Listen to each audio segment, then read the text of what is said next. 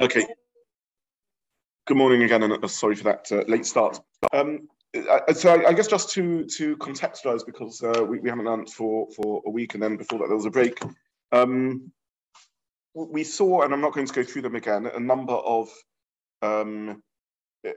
views around what Makkeh BePatish was.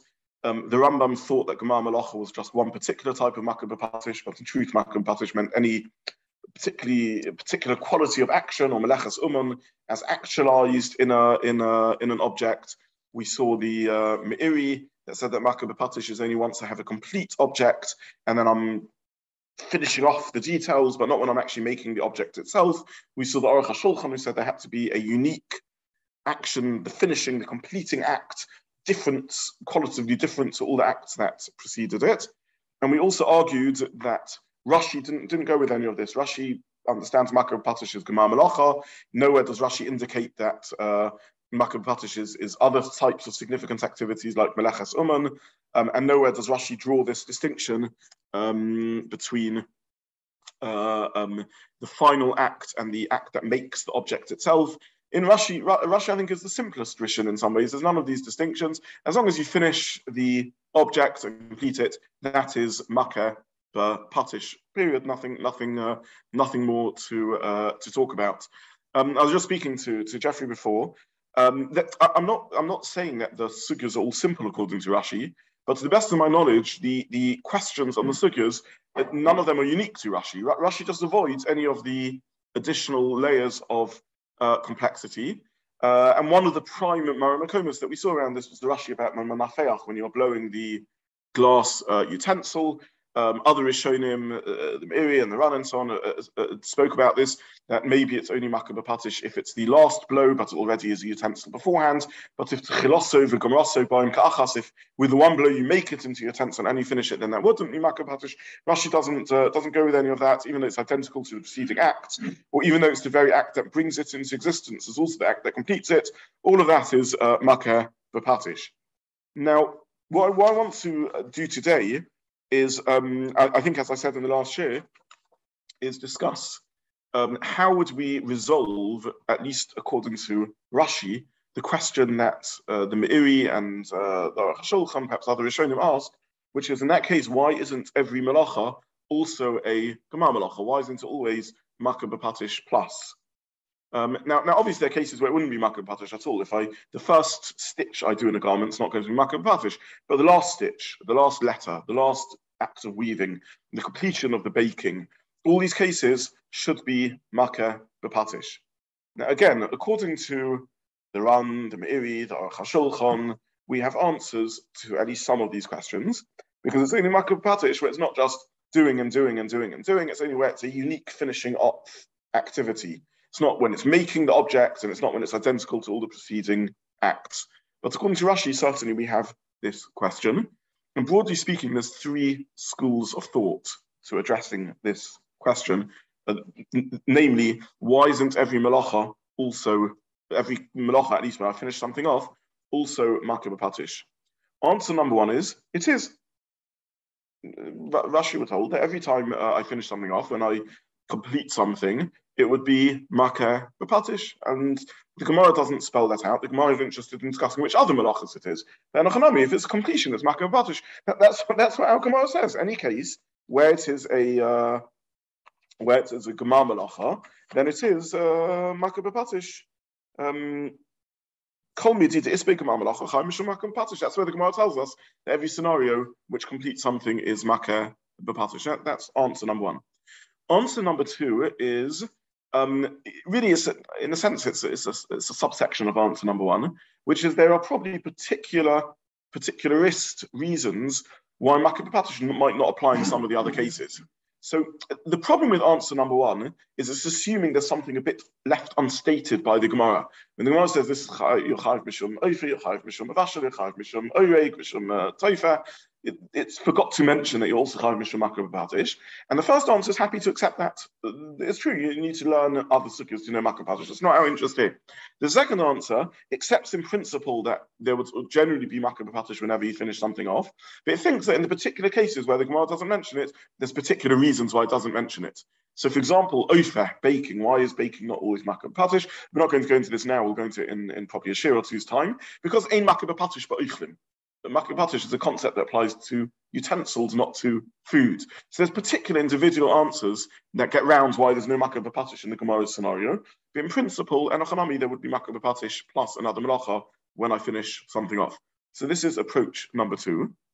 And approach number 3 is a conceptual approach, that where something is another melacha, by definition it can't and isn't Makkeh BePatish. I want to stress this is different to the Meiri and the Aruch HaShulchan. The Meiri and the Aruch HaShulchan say the reason it isn't Makkeh BePatish is if it's making, the Meiri says if it's making the utensil, it's not completing the utensil. It's only once it's completed that I have something in front of me and then I finish it off, I smooth the rough edges, and that's Makkeh BePatish. He isn't saying that in principle, because it's another melacha, it can't be Makkeh BePatish. On the contrary, he's accepting that if it's another melacha, it could be Makkeh BePatish. That was his very question. He's just saying Makkeh BePatish is only once the making of the utensil is finished. The Aruch HaShulchan says it has to be qualitatively different to everything that went before. If it's just doing the same action again and again, it's not Makkeh BePatish. These are particular answers. There is a suggestion of a general answer, a principled answer, that if it's by definition, if it's another melacha, it isn't Makkeh BePatish, because it's superseded by being this other melacha, and therefore it isn't Makkeh BePatish. The intuition around this svara is that the chashivas, the significance of Makkeh BePatish, is that it's a gemar melacha. It's a completion of a melacha. If it's another melacha, then its significance isn't just that it's a gemar of something. Its significance is that it is that melacha. So there's a more particularist and specific label to give it, as opposed to Makkeh BePatish. That's the intuition around the svara, that something can't be both Makkeh BePatish and another melacha. But we'll have to probe that svara in more detail.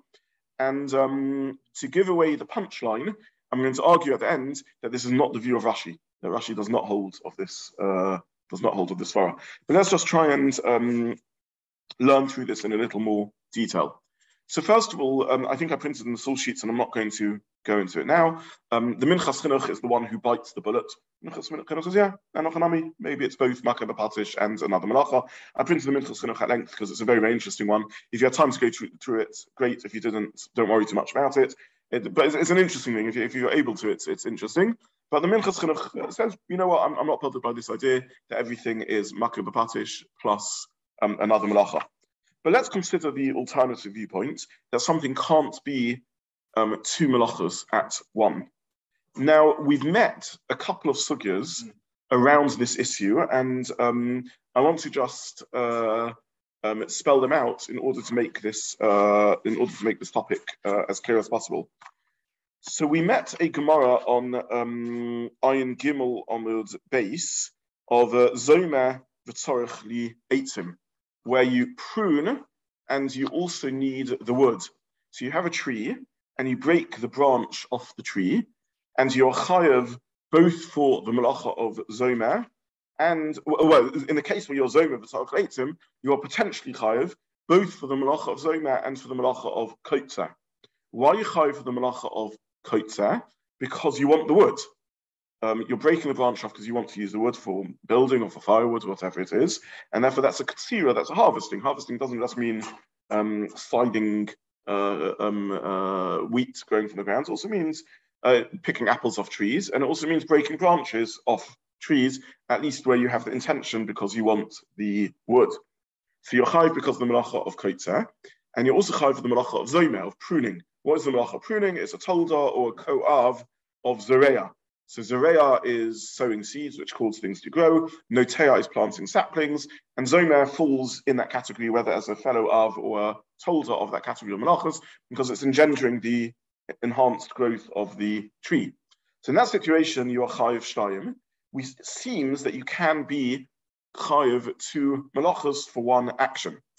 Again, I want to emphasize, we have whole strings of the Gemara. We had the Gemara on Ayin Daled Amud Beis, in which the Gemara spoke about in the production of an oven or the production of a pottery, a pot and the like. There are many, many melachos. If you go through them, they're melachos in the stages of production. That was never the question. Obviously, in manufacturing something, there can be several melachos involved. I mean, indeed, that's the whole concept of sidura de pat. In creating bread, there's 11 melachos involved, from ploughing to sowing to baking to threshing to grinding to kneading to baking and so on. That was never the question. Obviously, in one production manufacturing process, you can have many melachos involved. The question is, can I have one act which is more than one melacha? And seemingly, Zoma v'Sarchleitzim is a proof that you can have one act which is two melachas. However, this is not a good proof, because even though this is one act, there's two very different outcomes which are happening. In fact, the melachas are being done in different entities. When I break the branch off the tree, the melacha of katsira, of harvesting, is being done in the branch. I'm taking the branch to myself. The melacha of zomer, of causing growth, is being done in the tree, because I'm causing the tree to go better. So superficially, it looks like one action being chayav for two melachas, and seems a counter principle to our claim that you need to ask, what is the defining feature of this action, which is our potential answer to why something can't be Makkeh BePatish plus another melacha. But actually, it's a very poor example of that, because I'm doing two things in one physical movement. I'm both harvesting the branch, which is a melacha in the branch, and I am engendering growth in the tree, which is a melacha in the tree. So this is a very vivid example of two outcomes, and I like this example because it's two outcomes in different entities. So it's very, very clearly and transparently two different sorts of outcome. I'll mention two other Mara Makomas around this topic of whether one melacha can be two outcomes. And just because these are things that we've touched upon, even though we haven't looked at them in detail. One is the Gemara in Kuf Beis on the base. So I don't know how much everyone went through the Gemara or not. I'm thinking actually of, once we finish up to the Mishnah, maybe moving on to Perek HaBona and doing that Gemara in more detail, because we've touched on it and it's a very, very interesting look at the melacha of Bona, which I don't think we've explored Bona. Have we done Bona as a melacha? No, have we done Bona? We did Bona. Only in there, in the Perek HaBona, but not. Have we done it elsewhere? We've done it in the context of melachot Nisri Gufa, I think, where you create a hole in the house. Oh, Chofa and so on. Yeah, okay, fine. We did one specific example. We haven't looked at it generally. So actually, I'm thinking of doing Perek HaBona next. But either way, I don't know if any of you just went through a little bit through the Gemara just to contextualize it. But there is a machlokas there about Masechet Shabbat. We touched on it also because it came up earlier in the sugya. So Rav says Mishum Bona and Shmuel says Mishum Makkeh BePatish. So when Rav says you are when I did print on the sources of that. Okay, good. Okay, thank you. So I put it on the sources because I knew I wanted to touch on it, but I didn't remember that I put it on the sources. So the basic question is, according to Rav, who says you're chayiv Mishum Bona, does he also mean that you're chayiv Mishum Makkeh BePatish? So I just mentioned this as a Maramakum, but maybe we'll do that Gemara one day in more Ian. And basically, there's three viewpoints around this. So again, Rav says you're chayiv for Bona and not. Sorry, one opinion is that Rav says you're chayiv only for Bona and not Makkeh BePatish. A second opinion is that you're chayiv for both Bona and Makkeh BePatish. And a third opinion is you're chayiv for either or, but not both. Meaning, when we have one action, which is two melachas, that means to say you're not chayiv for both, because you can't be chayiv for two melachas. Which is the one you're doing? However, you can choose which one you're doing, meaning either or is a valid, you're doing both, but therefore you can be chayiv for one or the other, but not for both. The nafkamina here will not be in the case of mazid. Well, there's two nafkaminas potentially here. One would be in the case of shogeg. Do you have to bring one chatos or two chatos? Have you done one malacha or two malachas? The other nafkamina would be in the case of mazid. You can only be put to death once, but which hasra would be an appropriate warning to make you chayiv misa. If I am masra, if I warn someone for the wrong malacha, one wouldn't be chayiv for the action. When Rav says you're chayiv mishum bona, what he means to say is it's also bona, and therefore either one would be sufficient warning. So again, I'm mentioning that, I know we haven't seen that sugya in depth, but I'm just mentioning it to say that there's a machlokas there. All I'm bringing out from that Gemara, if you have had a look at it, is there's a machlokas Shmuel and Rav, whether you're chayiv for Makkeh BePatish or for Bona. And if you look in the Mefarshim, there's a number of ways of learning what Rav means when he says you're chayiv mishum Bona. He may say only Bona, not Makkeh BePatish, or he may mean both. And if he means both, all he may mean by that isn't that you're ever chayiv two chatos for one action, but either is sufficient to get you.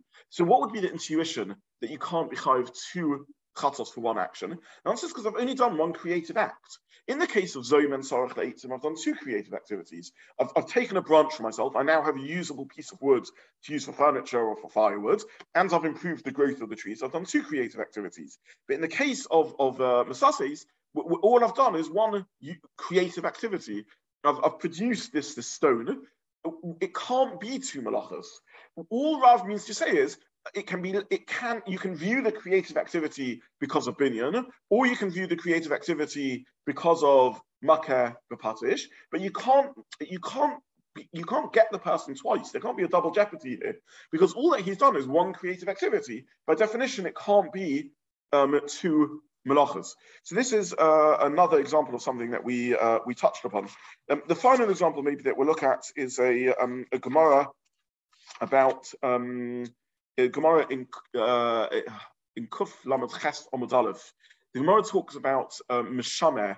I'm mentioning this again just because we very early in Masechet Shabbat we looked at the example of Meshamer, and therefore just for Chazara's sake, it's one other Maramokim which some of you may be familiar with, which reference. Meshamer is separating the sediment in wine. So we've all seen this at the bottom of a bottle of wine. Sometimes little bits there, and the reason this happens is because when you produce wine, you stamp on the grapes, and the juice gets squeezed out, and mixed into that sometimes a little bit of skin or body of fruit or pips or seeds and the like, and these get mixed into the wine.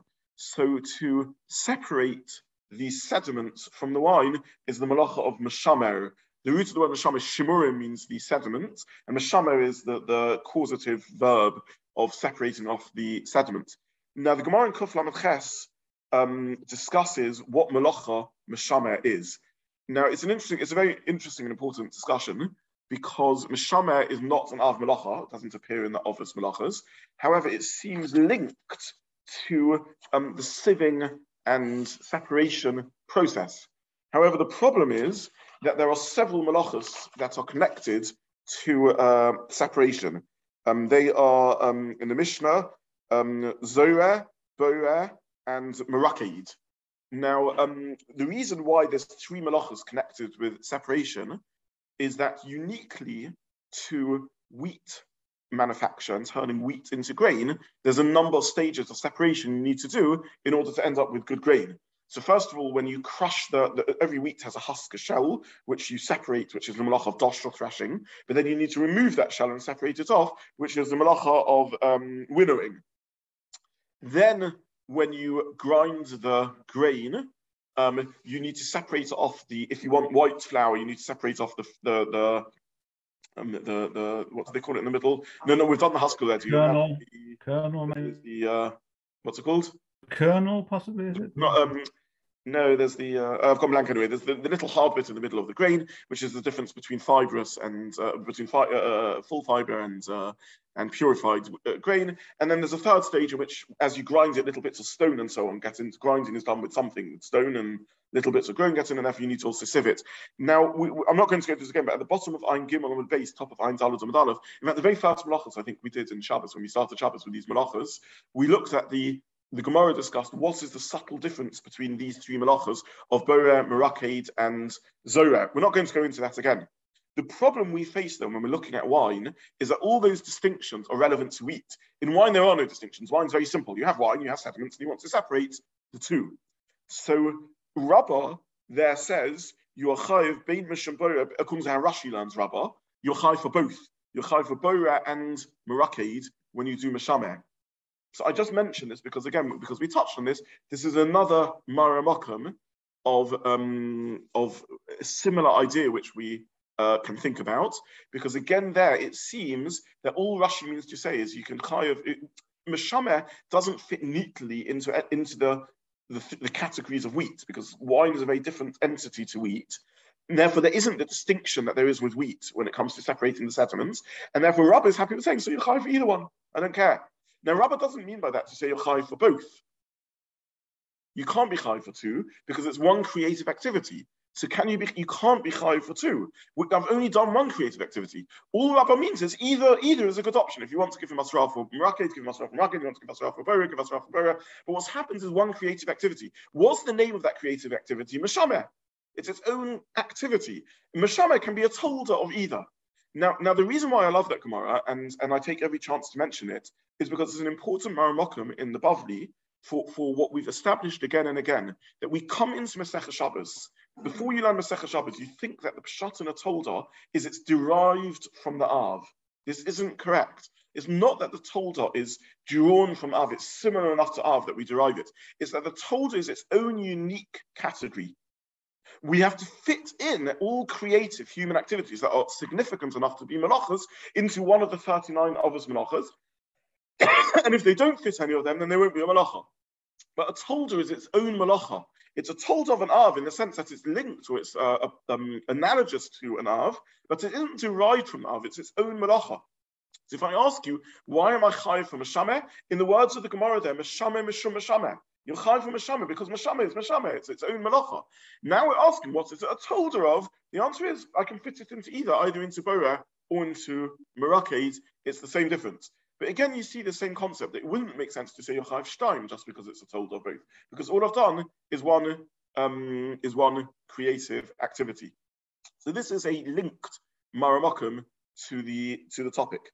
So what is our debate now around Makkeh BePatish? What are the two sides of the argument around Makkeh BePatish? So one side of the argument would be, well, let's say exactly the same thing on Makkeh BePatish. It doesn't make sense to say that for the last stitch, for the last act of weaving, for the last letter I write, I should be chayav both for kosev and Makkeh BePatish, because I've done one creative activity of writing another letter or sewing a stitch or weaving a weave, and how can I be chayav shtayim for that? And therefore this would be a good answer to the question of why am I not always chayav shtayim for the last stitch or the last weave or the last letter written. The answer to the question would be because it's one creative activity I've done. It's one melacha. It can't be two. I need to decide which one. But what I've done is writing. So this would be a potential answer, a counter argument to the Minchas Chinuch's view that you give me chayav shtaim. It doesn't make sense to say you're chayav shtaim because all I've done is one creative activity. The counter argument, the view of the Minchas Chinuch, would be not like that. It's true, I've just written a letter, or I've just woven a weave, or stowed a stitch. But these are two outcomes that have happened. I have both written a letter, or done a stitch, which is a small act of joining, or a small act of weaving, or a small act of creating information. And in so doing, I have completed an entity, an artifact, a utensil, an item. And since I've completed the whole thing, that's a separate creative activity, and therefore separate melacha. So, is this making sense? How do we view when I write the last letter in a Megillah? So now I have a kosher Megillah. I have a complete item. So you could say, all I've done was add one piece of information, one letter, two letters. That's the melacha of kosev. It can't be another melacha because this is one thing I've created. This isn't like Zomer v'Sarach Leitzim, where I've both harvested firewood and improved the tree. This is one activity of adding a bit of information. The counter argument is, it's true I've added a bit of information, I've created a letter, and that's the melacha. I've also completed the Megillah. The whole nonsense, the whole concept of Makkeh BePatish is that creating a new artifact, creating a new entity, a new utensil, has its own chashivas. It's a gemar melacha, it's finishing something off. This new entity is a new chashivas of a Megillah, of a garment, which I've sewn, of a baked piece of bread. And that's something new, and therefore that should be a separate melacha of Makkeh BePatish. The counter argument to that would say is, it's true it's new, but what is it? It's a book. A book is a book of words, of letters. All I've done is I've added one extra letter to the book. All I've done is added one extra stitch. What is a garment? It's joined together cloth. What I did was join together the cloth a little bit more, which for my needs is now sufficient. All I did was weave a bit more thread together, which is sufficient to complete the blanket. So the machlokas over here is which way do we jump over here? Is this like Meshameh or perhaps Besases, where the intuition is very clear. All I've done is one thing, one creative activity. There's no way you can be chayiv for two melachos. Perhaps you can choose which one, but you can't be chayiv for both. Or is this like Zoma V'Toch Eitzim, in which there's been two achievements? Is Makkeh BePatish a separate achievement to the Kosev, or is it its own achievement to the Kosev? Now, we have Rishonim on both sides of the argument. We have more Rishonim actually on the side of the argument that don't go with this far and think that this can be two melachos. Which Rishonim do we have? And with this, I'll conclude for today. Which Rishonim do we have who say that you can be chayav shtayim? Well, I will argue that we have the Meiri. Because when the Meiri asked this question, why am I not always chayav Makkeh BePatish, he didn't give the answer that you can only be chayav one melacha you can only be chayav one melacha when you do things. He gave a different answer. He said, I derive from this that Makkeh BePatish has to be the completion of something. Has to be the finishing touch of something once it's already its own thing, not the making of an object. So the Meiri doesn't hold with this svara. Meiri didn't think you could just answer it's a blanket rule. You can never be chayav two things, Kosev and Makkeh BePatish, or Orig and Makkeh BePatish. I also argue that Rashi disagrees with this svara because, and this the Sfas Emes asks this as a question on Rashi, but we will say this as a point in Rashi. And I printed the Sfas Emes in source 2 on page. So source 2 under, I didn't number my pages, guys. It's really page 4. I do it right on page 4. The Gemara says, now, someone who throws a stick into to harden it, to make it into to soften it or to harden it, is chayiv mishum mevashel. So Rashi asks, why am I not chayiv for Makkeh BePatish? Because I'm completing the peg. Again, so just to remind you, you throw a stick into an oven, and it first gets softened, and then it gets hardened to make it a baked stick, which is a good, strong, firm peg. So Rashi asks, why am I not? The Sfas Emes asks, why am I not chayiv mishum Makkeh BePatish? And he quotes Rashi, who says in the context of Haiman de Ovid Tanura chayiv shmonos. When you make the oven, when you bake a kiln, you chayiv shmona. Rashi says you're not chayiv Makkeh BePatish in that case, because Makkeh BePatish, we'll have to come back to this, by the way, please remind me if I don't. Makkeh BePatish is only when you do an action, but not where something happens by itself. So if I put a clay into an oven to bake, since the oven does the completion, not my action, that wouldn't be Makkeh BePatish. So says Rashi. So again, just to summarize, because I didn't lay this out in the clearest way, I should have avoided the case of Yosei. That's where the Sfas Emes is going on. That's not where Rashi is going. Just very, very simply, if I make an oven, I want to make an oven, I want to make a barrel, and I bake the barrel in an oven. I bake the barrel in an oven. I bake the clay in an oven. The Gemara lists 8 melachos that I'm over in so doing. Asked Rashi, why isn't there a 9th? Lists 7. Why isn't there an 8th of Makkeh BePatish? Answers Rashi, what's the Makkeh BePatish over here? Because in baking it, I've completed it. Answers Rashi, a new principle in Makkeh BePatish, which is Makkeh BePatish is only when I'm doing something with my hands directly, not where I'm just putting it into the oven, and the oven is the thing that's finishing it off. Ask the Sfas Emes, why do I need that answer? Why can't I say a more basic principle, which is you don't have double jeopardy? If something's another melacha, it can't be Makkeh BePatish, and therefore, since I'm doing the melacha of baking to complete the chovis, it can't be Makkeh BePatish. In other words, the Sfas Emes is saying our lomdus, that it doesn't make sense. You've done one creative activity, not two. So that's what the Sfas Emes says in Rashi. Let's paraphrase the Sfas Emes in the reverse. Rashi evidently doesn't hold to this svara. Rashi evidently holds that were it not for his new rule that Makkeh BePatish is only an action done, and were it to be that he held that even something that happens by itself is enough to make you chayav, then you would be chayav shtayim. You would be chayav Makkeh BePatish. So I think it is conclusive that Rashi does not agree with this svara that if something is Makkeh BePatish, it can't be another melacha. Rashi is prepared to say you would be chayav shtayim. It isn't considered one creative act. One creative act is baking, because that's the type of melacha, that's in the fabric, in the material, the raw material of the clay, and it's considered the second and different creative act that I have now made a usable utensil. I've completed a usable utensil, and that is a separate melacha. And therefore Rashi would argue that Makkeh BePatish plus another melacha, at least in some cases, is analogous to Zoma v'tzarech leitzim. It's two different outcomes, not one. I find this staggering because I came into the sugya with a very strong intuition that it can't be Makkeh BePatish, that's another melacha, because it's one outcome. Makkeh BePatish is a general completion, and melacha is a more specific creative activity I've done, but it's one creative activity. Having done our very brief survey of Rishonim, we haven't found a Rishon. We find the Sfas Emes liking the Svara, we find the Pnei Yeshua perhaps liking the Svara, we find all sorts of Achronim liking the Svara, but we haven't found a Rashi or a Meiri who actually go with the Svara. Rashi seems prepared to say you'd be Chayiv Shtayim because the baking is a creative activity in the material of the chavis, the clay of the chavis, and the Makkeh BePatish is in the more conceptual entity, the form, if you like, the clay, the pot, the utensil that has been made. So we'll stop there for today. Mitzvah Hashem, next week we'll look at the Yerushalmi, which I think does go with the Svara, and then we'll try and continue with Makkeh BePatish. Yeah.